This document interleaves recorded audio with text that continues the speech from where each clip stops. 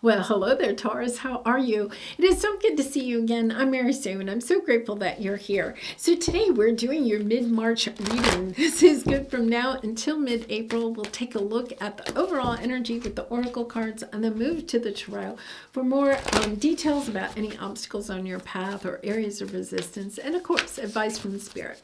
So let's take a look at what is on the horizon for you. Okay, we have the brown bear spirit. Take time out and choosing your path, all is possible. Yeah, I feel like, Taurus, there's a little bit of energy of taking a little bit of time to decide how you want to proceed before you actually do it, right? It's a little bit of energy of,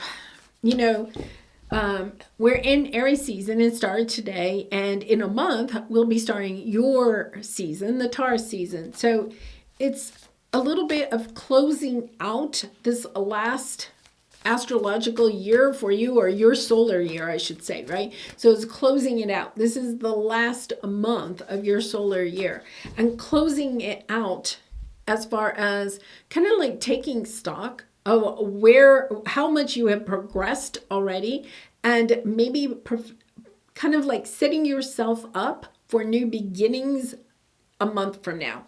So yeah, let's take a look at this. Oh, this is beautiful.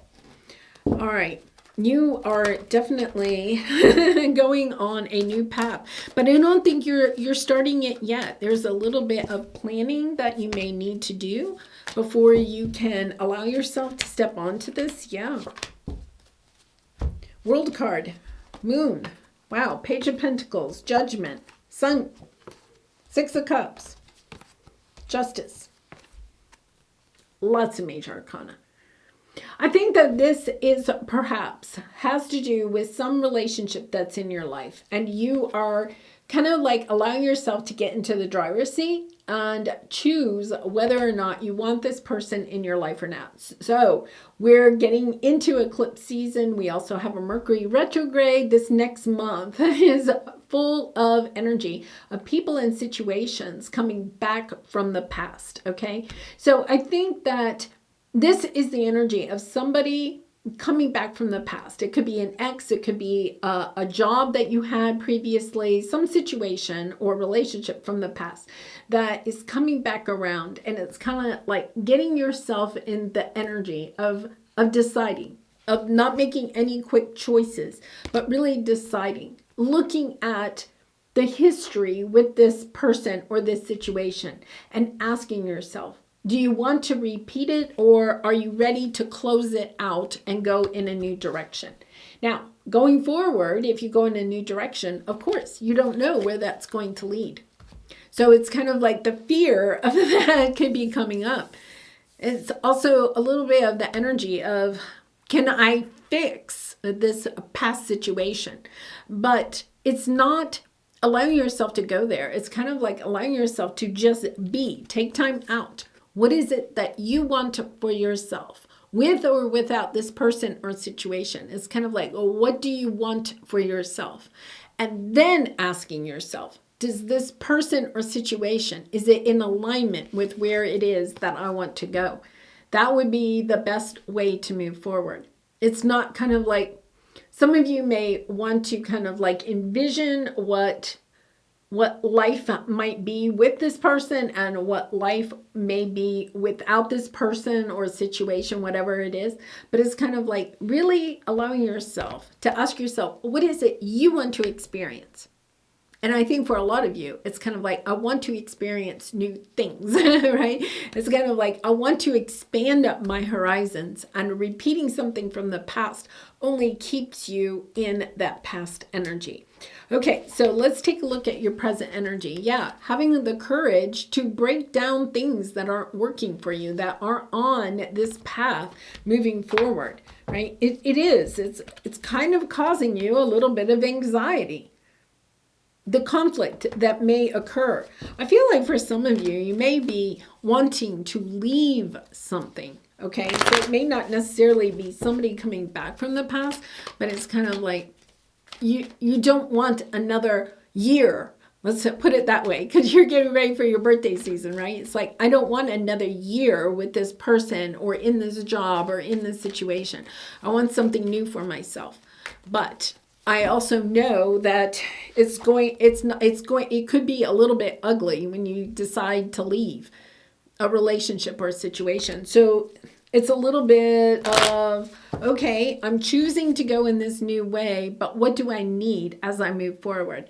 And putting into and taking steps to prepare yourself to leave a relationship or a situation. Yeah. You know, you have, this is the thing. You have the Six of Cups, the Star, the Ten of Cups, right? But you also have the broken heart. It's kind of like, I feel like this is a person or situation that continues to come around and it looks good for a little bit, but then, oh, wait a minute, you're breaking my heart again. And I think you're seeing the pattern. You're ready to blow the pattern up. You're ready to say, no, I don't want that pattern anymore. I'm no longer repeating that kind of cycle or relationship, situation in my life. So let's take a look at what your area of resistance is. Your obstacle is having the courage to follow your heart, to allow yourself to get into your heart space, taking time out, literally take time out, be by yourself for 3 hours a day, a weekend, whatever it is. Align yourself with what it is that you truly want. I feel like this person or this situation tugs at your heartstrings, right? It's something that I think you're trying to fix. It's a wound, right? And you're trying to fix it. And you think maybe that you need to fix this before you can move on, or you need to totally heal this before you can move on. But I think there's also this energy of having the courage to follow your heart and knowing that maybe the healing occurs once you leave this person or situation. Because your advice here is knowing that your angels, your spirit guides are on your side. It's speaking your truth. It's knowing you want a new beginning, right? The Ace of Swords is kind of like having victory, moving forward, speaking your truth, creating the life that you want for yourself. You know, this is interesting. She's holding a key. I never really recognized that before, right? It's kind of like the key to your future. You're holding the key to your future. So it's like, don't give that key to somebody else for them to control your future. You're holding the key. You have the Wheel of Fortune here, right? the future is bright for you when you allow yourself. Yeah, the Empress is just popping out, right? Creating, understanding what is it that you want to create for yourself and allowing yourself to move forward. Look at this. And then you have the Ace, you have the Lovers, you have the Ace of Pentacles, you have the Ten of Pentacles. I think for some of you, it could be a job that you're leaving and you're starting your own, right? You're kind of like, okay, here's my opportunity. I'm going to start my own business. It is going to be financially rewarding. You have the Ten of Pentacles here. If it's a relationship, it's long lasting. But I feel like, Taurus, I think part of it is that you have to believe that it's possible, right? The Ace of Swords is believing, this is my truth.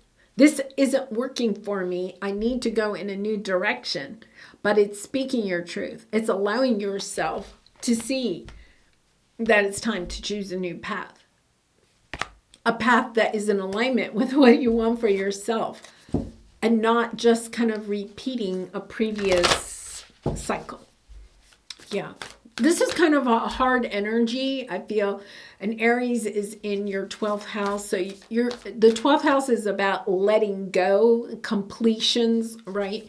And I feel like you're completing either a job or a career or a relationship. You're understanding. I don't want another round with this. And going. You don't know what the future holds, but you're willing to go there because you want something new for yourself.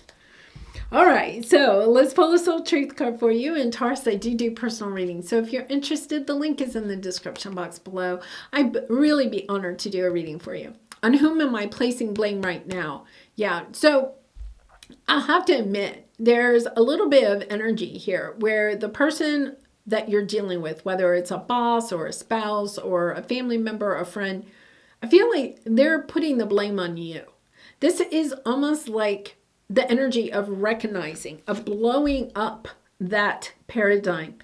What has happened in the situation isn't all on you, right?